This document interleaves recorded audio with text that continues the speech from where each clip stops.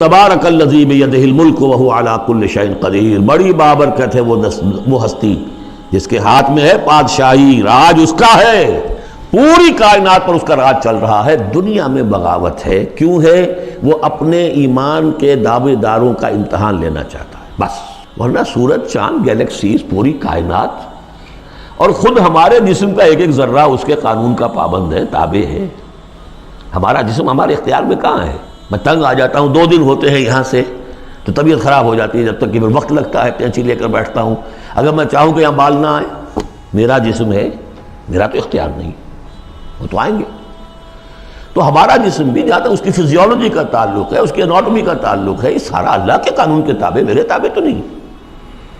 میں چاہوں میرا دل ذرا رک جائے، جب چاہوں میں اس کو سٹارٹ کر دوں تو یہ تو نہیں ہوگا، جب بند ہوگا بند ہو جائے گا، میرے اختیار میں نہیں ہے۔